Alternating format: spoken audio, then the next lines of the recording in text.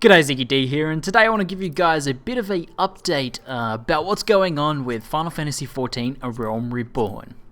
So there's quite a few things that's happened in terms of news for this game, and the background footage you're seeing in the background, is the first piece of that news, and that is that the character creation system essentially has been released, and that you can actually create your characters now ahead of the actual game's launch and even ahead of the open beta.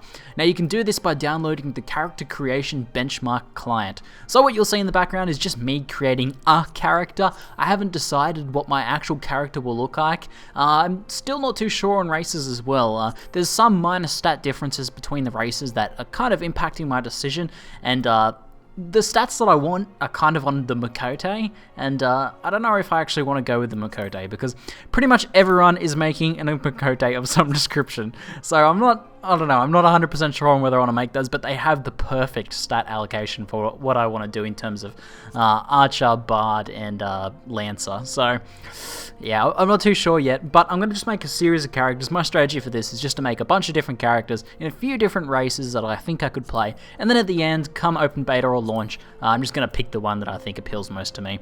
So in the description below, you guys will find a link to the download for the character creation benchmark client, and through it you can see, firstly, if your computer can actually run Final Fantasy XIV: A Realm Reborn, which is handy if you, if you want to save getting your hopes up for when the game actually launches and you find out your computer can't run it. That would be very unfortunate. And the other thing, of course, is allowing you to create these characters. Now, this is a really cool thing. I really like that Square has done this because, well, one of the longest bits of thing that you have to do with any RPG. I don't even know what I'm saying tonight. Any RPG is, creating a character. You stand there in the Oblivion character creation screen, and you spend hours creating a character, and then you play the game for an hour, and then you realize it's 4 AM in the morning, and you can't really play anymore. So that's the case with any RPG, especially an MMO where you're going to be playing on one character, and probably only one character only for a very long time.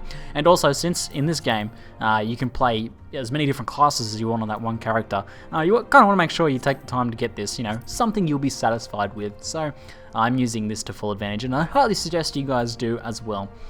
So the next piece of news is that in addition to this, you can also go ahead and download the open beta client as well. Now this is the client, of course, that will be used for open beta, but it will probably also be the one that is used for full launch. I imagine they'll just update it. Now if you have the closed beta client, that will not actually work.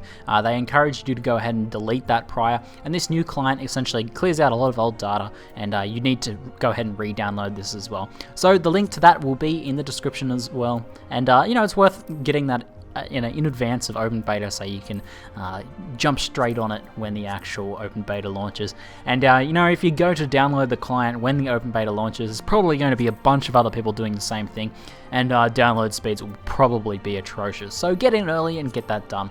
Again, link in the description below. And then the third piece of news that we're going to look at today is the date and details have been announced for the actual open beta. So this is beta phase 4, and pretty much anyone will be able to play it. Now I'll put a link in the description to the full list of details and dates and things like that, but essentially 17th to the 19th of August is the period for the open beta, so only 2 days, and anyone can go ahead and play in this. So if you've been watching the game, if you haven't got a closed beta key, but you still want to try out the game before launch, before deciding whether you want to buy it, then this is your chance to do so, to play it for 2 days. Now, Phase 3 testers, so closed beta testers like myself, will be able to start on the 16th as well, so 1 day early. So if you were a Phase 3 tester, make sure you get in a day early, and it'll give you a bit of extra time to level. Now, the important thing of this is that it's pretty unlikely that the data, or your save games, or your characters, or anything will be wiped from the open beta from launch. So essentially, anything you do now, all of your levels and items and guild that you save up, will carry over to early access, and then until the full launch of the game as well. So this is a good chance to get in there and get some levels. Now the level cap will be 20 on all classes and essential crafting classes as well. So I actually think this is a pretty good thing. Some people are kind of annoyed that there's this level cap, but it makes a lot of sense to me. It means you can kind of rush ahead and level up a bunch of different classes to 20, but there's only so far you can get. Now, here's the bad news. The bad news is that the NDA will still be in full effect for the open beta. So that means I can't bring you guys any coverage of the open beta. So you're just going to have to jump in and test yourself. You know, maybe that's what Square's plan is, but I don't know. The Japanese companies lately have been a bit weird about the whole copyright, about the whole streaming and things like that lately. You know, Nintendo was a big standout one recently that had a lot of problems with that, and YouTube.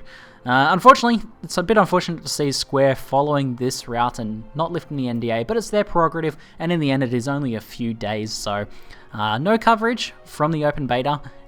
Coverage will start from early access probably, and definitely by launch, and that's when I'll start bringing some videos to you guys. But I'll probably use the chance to get on and get a few levels, although I actually might be away for a few days of that, so I might just be able to level a little bit on one primary class. Now, a few other details is that the new Arcanist class will be available for playing in the open beta. So if you've been waiting to test this new class and you're unsure of whether you want to play it, then will be a great time to jump on and level it up to level 20 at least, to give it a bit of a test out and see whether you're interested in the class. Cool stuff.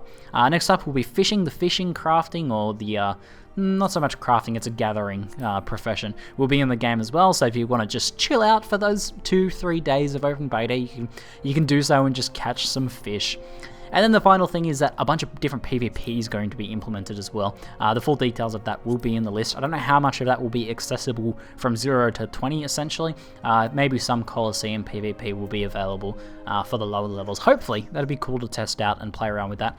I'll be sure to jump on and do whatever I can, but mostly I'm just going to be gathering myself as much knowledge so I can start bringing some videos to you guys on launch. I'm pretty excited to start playing this game. Hopefully you guys are too.